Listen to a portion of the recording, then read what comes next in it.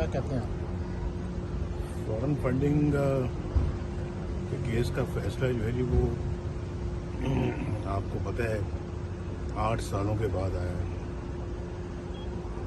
اور مکمل ثبوت اور حقائق کے ساتھ سامنے آیا ہے. یہ ایسے نہیں جیسے کہ ہمارے زمانے میں واٹس ایپ پہ GIT بن گئی تھی اور اس نے فٹافٹ جس کو پنجابی میں کہتے ہیں یعنی آنکھ جھپکنے میں اپنی جو ہے نا وہ ایک جعلی رپورٹ سنا دی.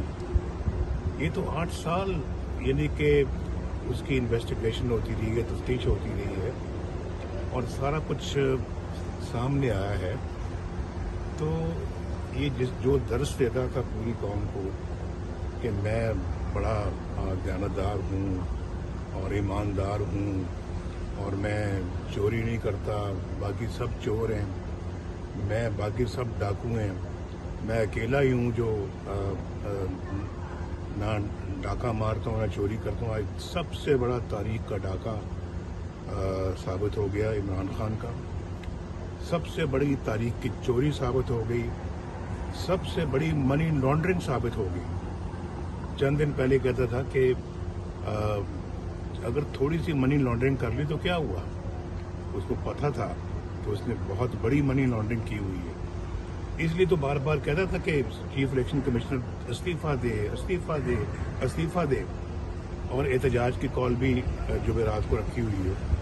پتہ تھا کہ چوری کی ہوئی ہے, عمران خان کو اچھا بھلا پتہ تھا کہ اس نے پاکستان کی سب سے بڑی چوری, پاکستان کی تاریخ میں سب سے بڑا ڈاکہ ڈالا ہوا ہے اور اس کو نظر آ رہا تھا کہ فیصلے میں سب کچھ آئے گا. اور آج دودھ کا دودھ پانی کا پانی ہو گیا. یہ الیکشن کمیشن آف پاکستان کی 8 سالہ جدوجہد اور تفتیش کے بعد یہ رپورٹ آپ کے سب قوم کے سامنے آئی ہے. اور یہ شخص کا فتنہ, اس شخص کا شر, پاکستان کی تباہی, اور جس طرح سے انہوں نے پاکستان سے باہر لوگوں سے غیر ملکیوں سے پیسہ لیا, تو جب غیر ملکیوں سے آپ پیسہ لیں گے تو پھر غیر ملکی ایجنڈا ہی آپ پاکستان میں نافذ کریں گے نا. اور اس کا نتیجہ آپ نے دیکھ لیا کہ پاکستان کی اکانومی تباہ, پاکستان کا معاشرہ تباہ, پاکستان کی سیاست تباہ کر کے رکھ دی اس بندے نے. جو پاکستان کو اتنا اچھا ہم بنا رہے تھے, چلا رہے تھے, اکانومی بہتر ہو رہی تھی, دن بدن ترقی ہو رہی تھی, پاکستان ایک نیا خواب دیکھ رہا تھا, اس شخص نے آ کے اس کو چکنا چور کر دیا. یہ فوراً ایجنڈے پہ تھا, کوئی شک نہیں مجھے اس رپورٹ کے بعد تو کوئی شک باقی رہ ہی نہیں گیا کہ یہ غیر ملکی ایجنڈا تھا جس کو یہ پاکستان کے اندر نافذ کرنے کی کوشش کر رہا تھا. اور پھر دیکھیں یہ کوئی چھوٹی موٹی رپورٹ نہیں ہے. جیسے میں نے ابھی کہا کہ ایک واٹس ایپ پہ رپورٹ بنا دی تھی میرے خلاف, اور اس پہ واٹس ایپ پہ بتایا گیا کہ ان بندوں کو آپ GIT میں شامل کریں.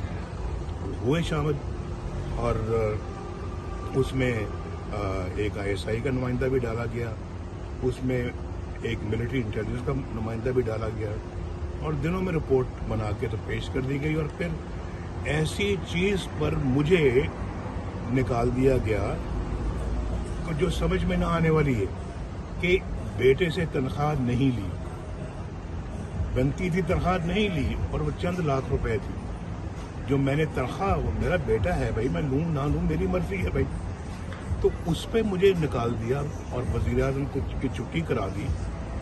تو یہ پاکستان کی تاریخ میں وہ بھی پہلا ایک واقعہ جو ہوا ہے. تو میں آپ سے, میں قوم سے بلکہ یہ میں گزارش کروں گا کہ قوم اس کا نوٹس لے, اس بندے نے جو پاکستان کے ساتھ ظلم کیا. اور پھر آپ جانتے بھی ہیں کہ ثاقب نثار جیسے بھی ظلم کر گئے, اتنا بڑا ظلم ڈھا گئے ہیں اس عمران خان کے ساتھ مل کر.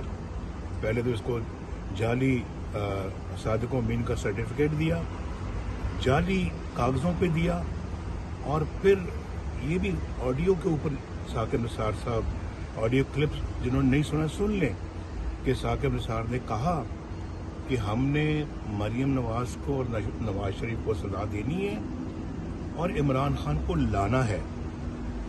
ये हमारा एजेंडा है, उसको लाना है, इनको जेलों में डालना है। ये उस ज़माने की बात है जब मेरे खिलाफ ये मुकदमा चल रहा था और साकिब निसार साहब ने हुक्म दिया नैब कोर्ट को कि भी आप लोग नवाज शरीफ और मरीम नवाज के खिलाफ मुकदमा जल्द से जल्द निपटाएं और हमें सिसिलियन माफिया कहा गया, हमें गॉड फादर के खिताबात से नवाजा गया और साथ ये भी कहा गया कि हफ्ते में कोई छुट्टी न करें नवाज शरीफ के खिलाफ, क्योंकि मुकदमा का फैसला करें और मॉनिटरिंग जज लगा दिया। मुकदमे का फैसले का मतलब क्या है? मुकदमे का फैसले का मतलब ये है कि नवाज शरीफ को सजा दें, फलां तारीख तक दें, इलेक्शन से पहले दें, 2018 के इलेक्शन से पहले सजा मिलनी चाहिए ताकि नवाज शरीफ फील्ड में हो ही ना और इनकी पार्टी दोबारा कामयाब ना हो सके।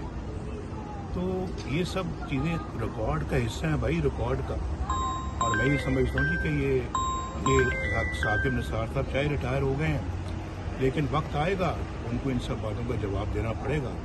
अजमत शेख साहब जो जज थे उनको इस बात का जवाब देना पड़ेगा, उन्होंने व्हाट्सएप पे किस तरह से JIT बनाई। और खोसा साहब को भी इस बात का जवाब देना पड़ेगा जिन्होंने इमरान खान को कहा कि तुम क्यों यार सड़कों पे फिरते हो, हमारे